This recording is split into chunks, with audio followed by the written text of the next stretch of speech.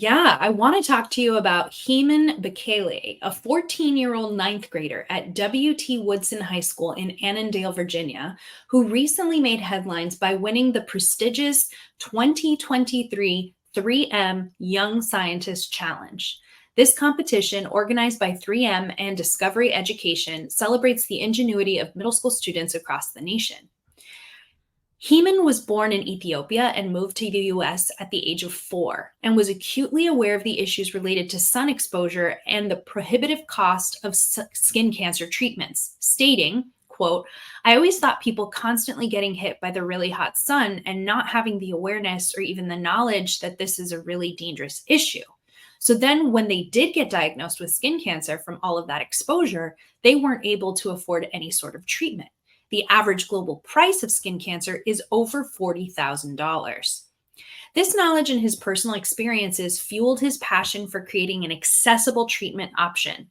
Thus, he created the Skin Cancer Treating Soap, SCTS, and it's much more than just a bar of soap. It has the potential to transform the way we approach skin cancer treatment.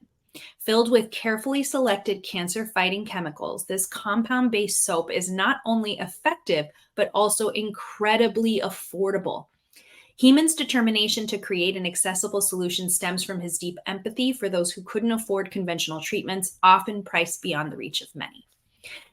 This incredible invention has earned him the title of America's Top Young Scientist and won him a grand prize of $25,000 and the admiration of the scientific community. Heman's passion for science and innovation started at a young age and was nurtured by his elementary school experiences, where he had the freedom to explore and create. Every Friday, he was given an hour to bring his innovative ideas to life.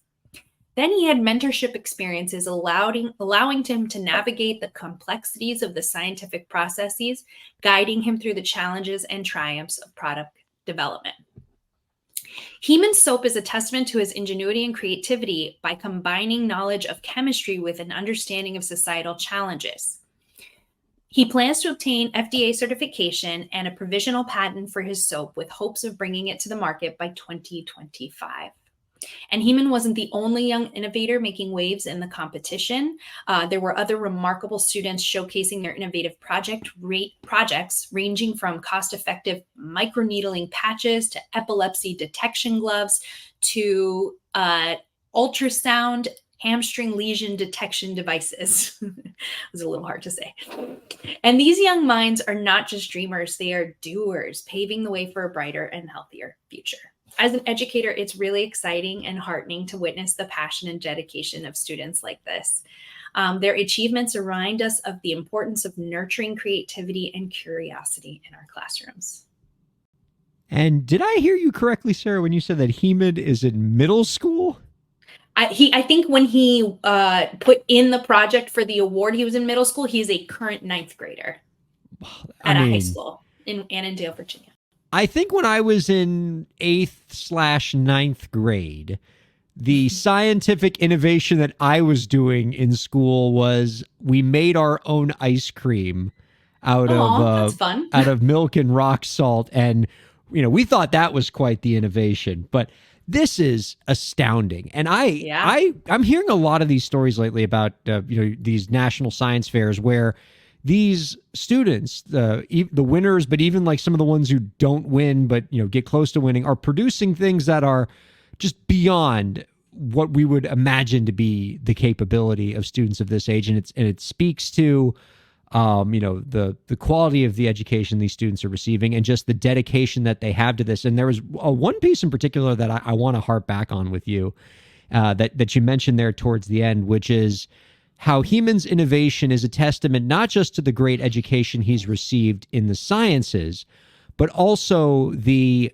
things that he's been exposed to in the social sciences as well as in his own personal life. Because this innovation this soap that he created is just as much a product of the chemistry as it is the product of him developing an awareness of the societal context of why we need this kind of innovation, and his own upbringing in Africa. All of that coming together. And so I think the lesson that we might be able to learn from this is that if we want to encourage more scientific innovation among young people, it's not just enough to teach them the hard science. We need to give them the context, the not just the how and the what, but the why of Absolutely. how these innovations get created. Why do we need these innovations? Who do we need these innovations for? And give them an awareness of the world around them, particularly some of the more underprivileged areas that might be even more in need of these kind of innovations. And that's how we make the great things happen. And we talk about things like when students are involved in the citizen science opportunities where I they was get thinking to of citizen see, science. Yeah. yeah, when they get to see actual work that they are doing impact issues in the world around us. It is so critical. I mean, I can think of just almost every introductory paragraph of a science textbook talking about how science is about the observation and a relationship of things around us, right? Understanding the world around us. But then how much of our class time is spent on things that seemingly have no relevance outside of taking an assessment and getting a grade. Yeah. And so, how do we make sure that students understand that everything that they are learning should be relevant to something that's happening in the world around them? I get really excited. A lot of our schools have transitioned from doing kind of traditional science fairs to something called invention conventions, which are really popular with a lot of STEM programming and I love a lot seeing these. yes, a lot of schools are going in that direction because it's about helping students to identify and try to solve a problem that they are seeing in their lives. And that really brings about opportunities for students to bring in those skills that you're talking about, where they're learning about things in other subjects that can help them to determine how can they not just identify but address these issues, and that adults are going to listen to them. So it's really exciting to see our students have the opportunity to grow each of those skills.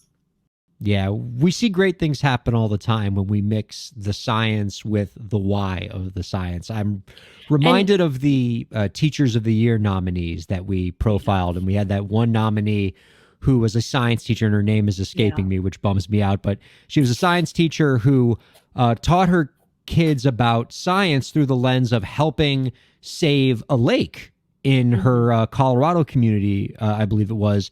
And by giving the students the why of the science, why they were learning these things, and the power that their knowledge had to make the world a better place, they achieved greater learning outcomes. Absolutely.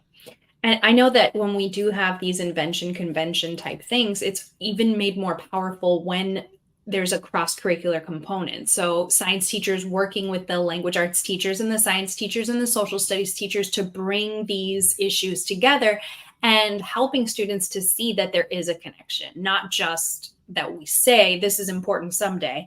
This is important today, and you're important today, and your voice is important today.